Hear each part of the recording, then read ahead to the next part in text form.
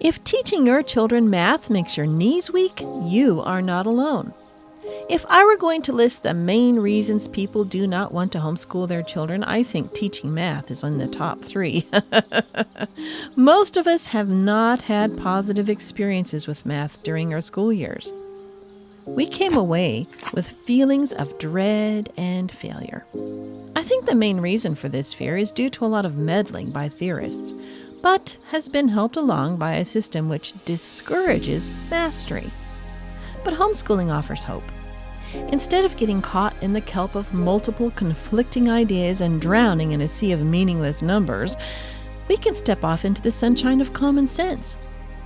In this video, I hope to allay your fears and cast a vision for you and your children so we can make this a homeschooling year of glory.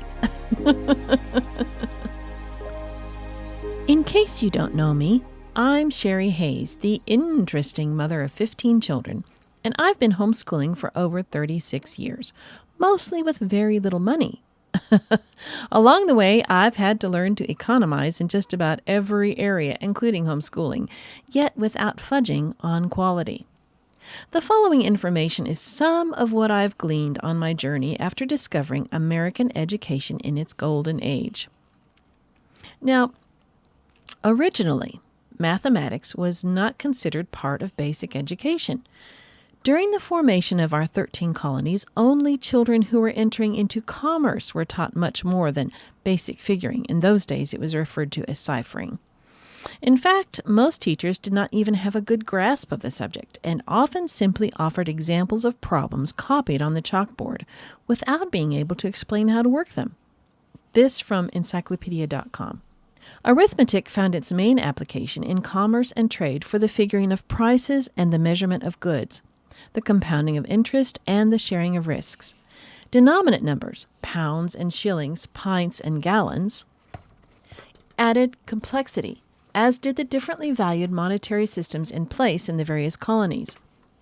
Geometry and trigonometry had yet narrower application, namely in surveying, navigation, and gunnery.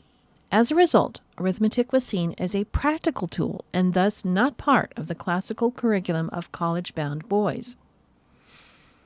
Harvard College did not require basic arithmetic as an entrance requirement until 1802.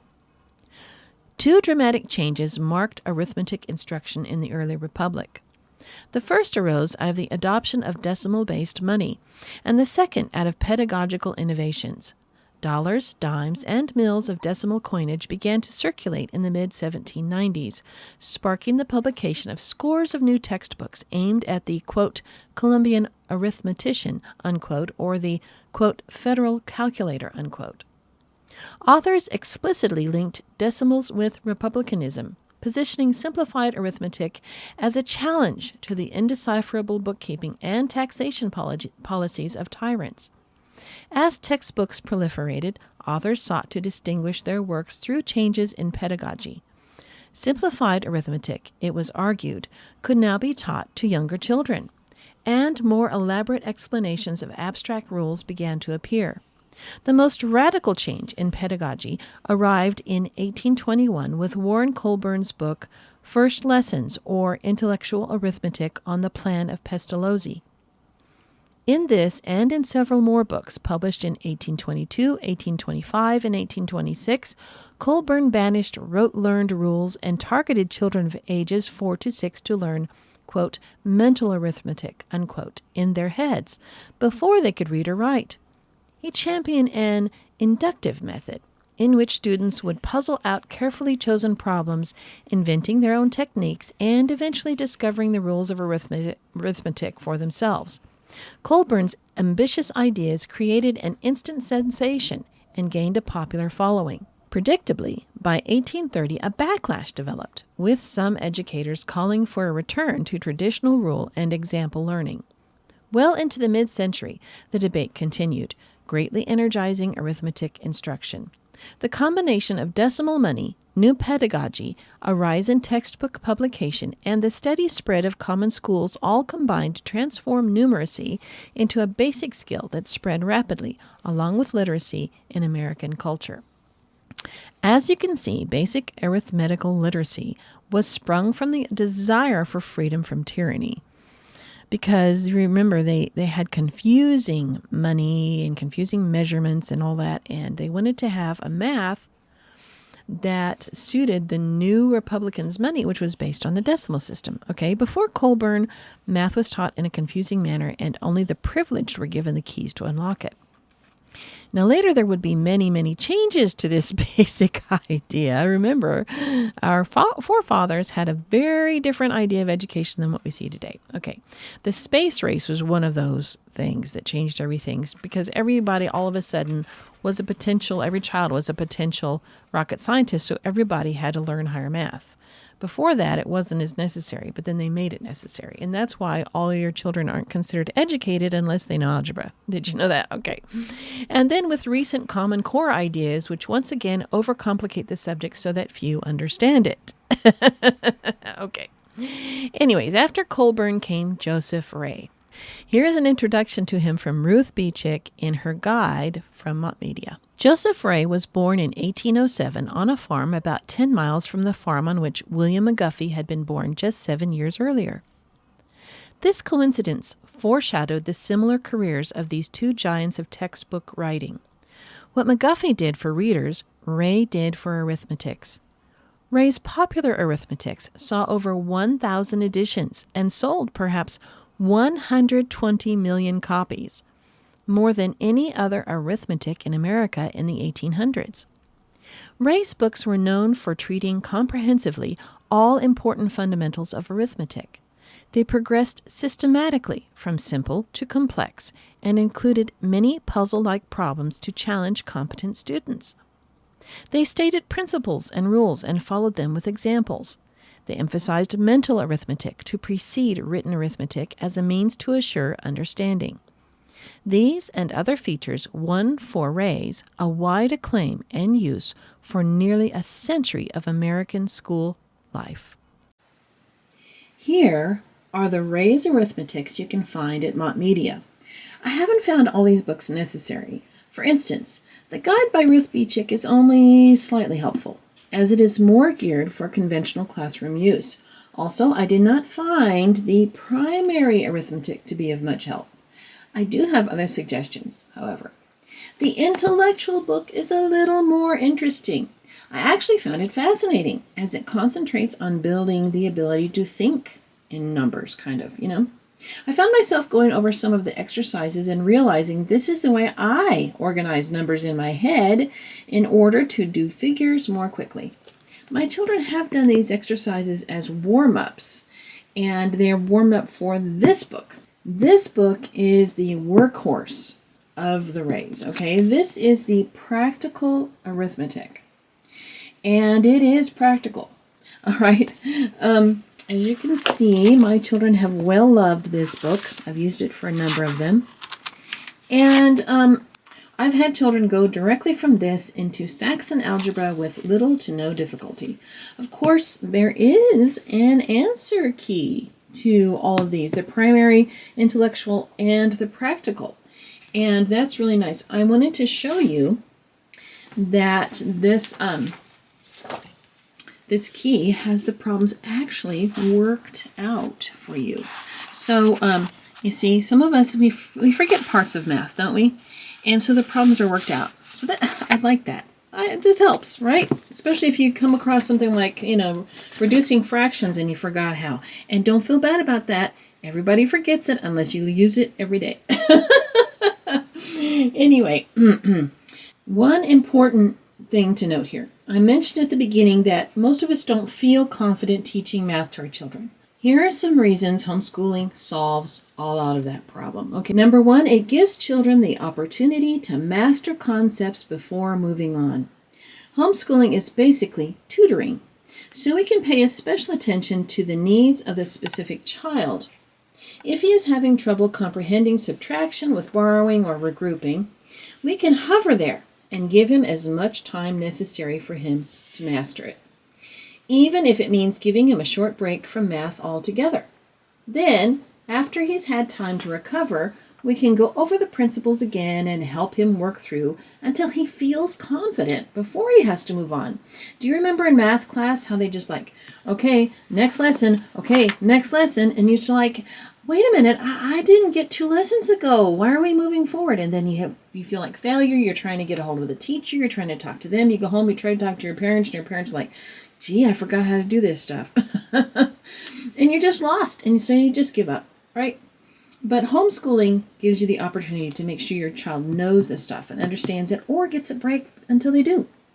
So that's a great advantage you have of homeschooling your own kids. Another advantage, the second advantage, is homeschooling allows us to relearn math at our own pace and gain confidence for ourselves. That's as us mommies, right? If there's one rule about teaching, it's that if you teach someone else, you can't help but conquer the subject yourself. Okay, so that's going to be really important moving forward, that you understand that homeschooling math, it doesn't make your kids behind. It actually puts your kids ahead in the long run. Next up, I would like to share the Strayer-Upton Practical Arithmetic. So I'm sorry for the glare. This is the first book. This is the second book. They were originally published in the 1930s, but were based on books published in the 1920s. The latest reprintings were done as late as 2022. That's how popular these books are. A lot of private schools, I think Amish schools use them as well. These 3 books are meant to cover math education from the 3rd grade through the 8th grade. All right, so a child would have to come with some basic math sense and understanding of basic addition and subtraction before they could start the first book. The first book does start kind of at the beginning, but moves pretty fast from there, so you'd want to get your child familiar. Here is a portion of the description from Rainbow Resource for these books. And I'll flip through them as I'm reading this. Okay. It's easy to see why practical arithmetics would appeal to those wanting to keep their schooling experience basic, practical, inexpensive, and yet challenging. Explanations are kept as simple as possible, requiring the student to take only one step at a time. Then, mastery is achieved through practice exercises, lots of them. Finally, application problems relate to real life, or at least real life in the 1930s. Each 500-page book includes 2 years of instruction. Book 1 covers addition, subtraction, multiplication, division, and introduces geometry, fractions, and measurement. Book 2, and this is the book 2 here, reviews basic operations and covers fractions, decimals, and percentage, and graphs. Book 3 covers banking, interest, geometry, installment buying, stocks, bonds, investments, ratio and proportion, square roots, writing, and solving equations for the amazing sum of significantly less than $10 per year. This series represents a very economical math education. You'll have to be prepared to do without the amenities of workbooks, worksheets, color, manipulatives, scripted lessons, etc. But the books are surprisingly user-friendly and engaging. You certainly won't be sacrificing strength of instruction or content. So you can see these are really nice books to have. So that's another option that's vintage that could help you in your homeschooling. I had one child that used these books and just flourished. Went on straight to Saxon algebra from this. But I had another child that was overwhelmed. There were too many problems on each page. Even though I had her only do the odd numbers and then we skipped the tests, it was still too much. So the child who loved these books now is getting an associate's degree in accounting. So I guess it just kind of depends on the child and what their needs are, right? As usual. And here is a stack of some old books that I have. Now, I've introduced this one before. This is the Complete Arithmetic by Wentworth Smith, okay? And I suggested that it would be possible to take a book like this and go I said first through 8th, but it's actually 1st through 6th grade with just this one book, all right?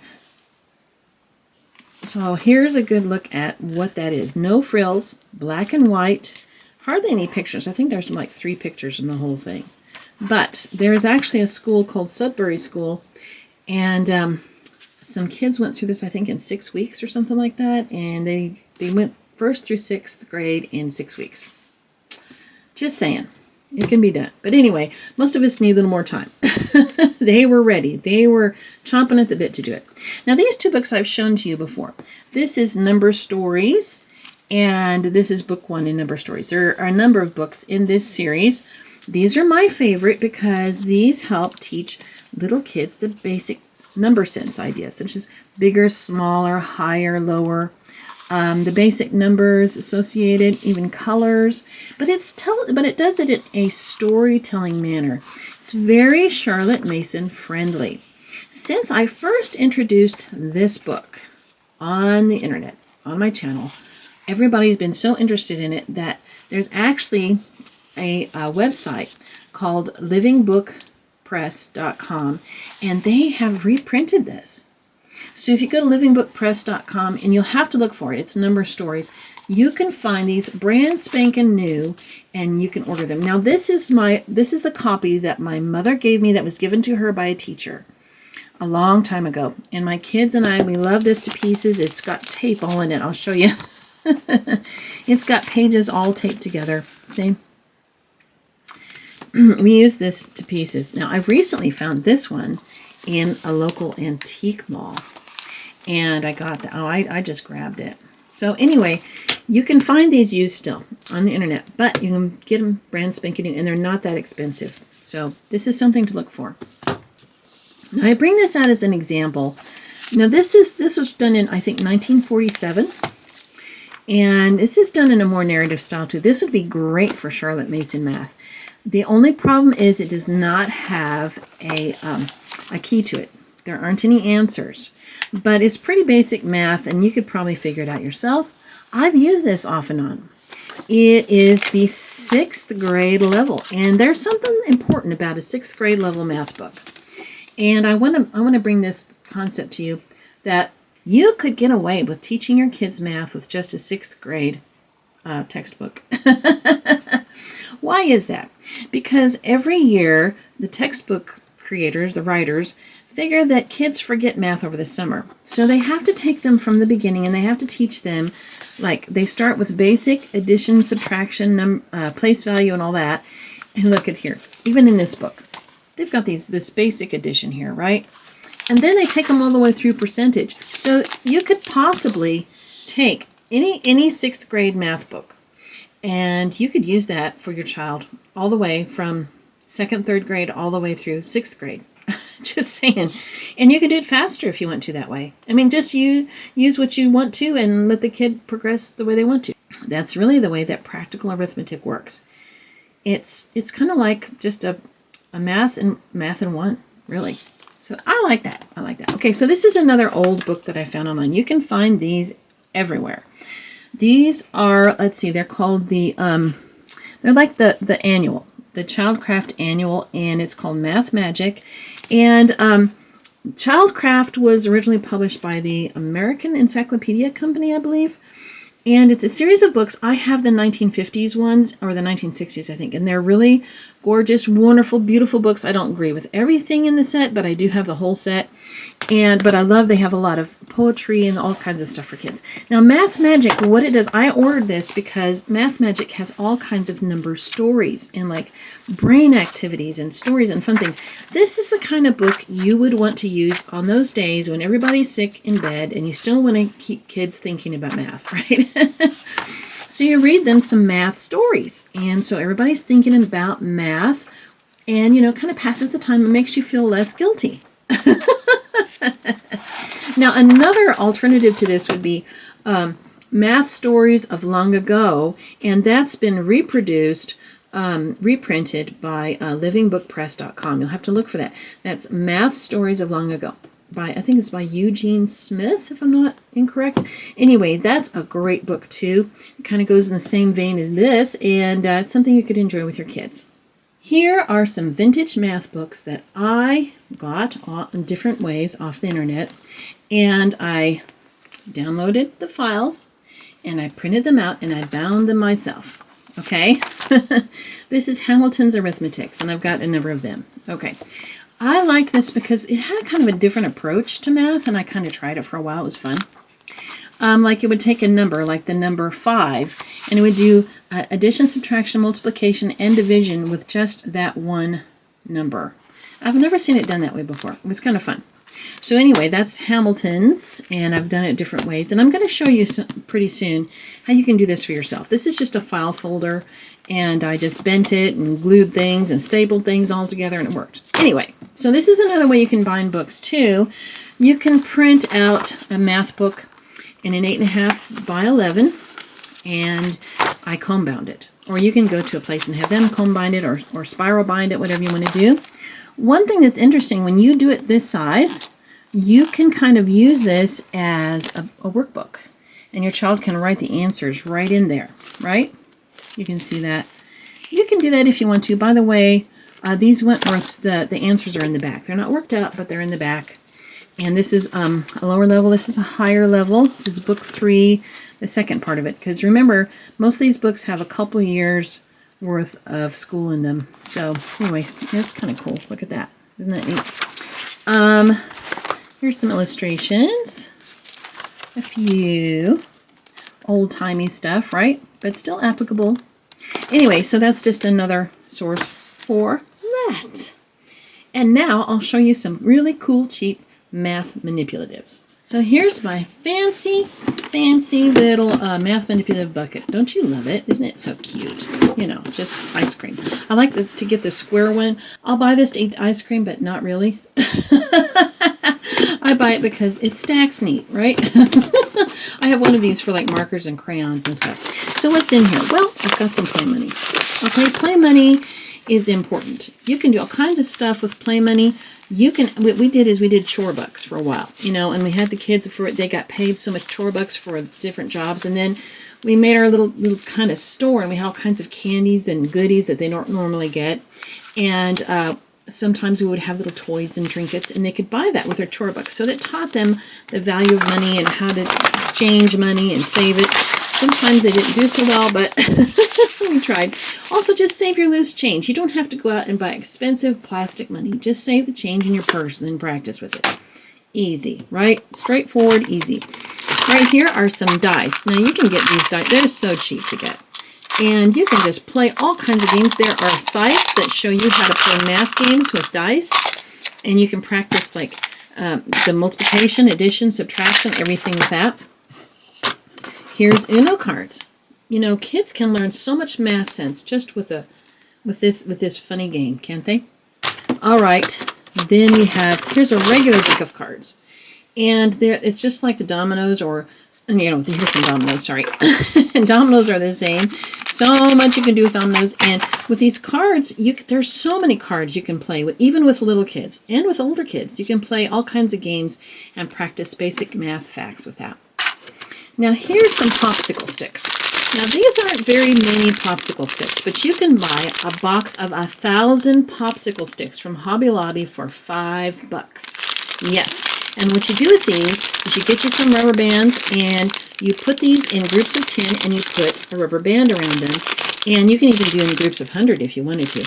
And you teach your child place value just with popsicle sticks. It's a great physical representation, and it's dirt cheap. It's different from all those, you know, the magnetic ones that are all pretty and end up in the bottom of the toy box, and then they get caught up in the vacuum cleaner. Yeah, okay. Anyway, so these are old game pieces. And you can use this for all kinds of stuff. You can make up your own games. You can have your kids, like, you know, every time they get a math thing right, you give them a little coin or something, a little prize or something. You can do all kinds of stuff with that. This other stuff isn't important because it's not. Okay. Anyway. Now, I did want to mention that if you go online, you can find books connecting God and math, which is really a lot of fun. There's one of the best websites I found for this it's called godandmath.com, and they talk about the subject and they suggest books you can read and all kinds of fun stuff. So that's great. Okay, now I want to mention Dollar Homeschool. Dollar Homeschool is where you can find Ray's Arithmetics, and you can have more than just the basic books. You can get algebra and geometry. You can get, there's White's Arithmetics included in there. There's all kinds of good stuff. And you can get that for a digital download. I know when you go to the site, it says it's on CD. But I talked to the owner of the site, and he says if you purchase the material, you can have it as a digital download. And I did do the guides for the beginnings of these CDs, but I don't get any money when you purchase it. It's just, I'm just suggesting it because I just think it's a good thing. I own them and I use them a lot, okay? Now, of course, people are always asking me what to do for upper math, such as algebra.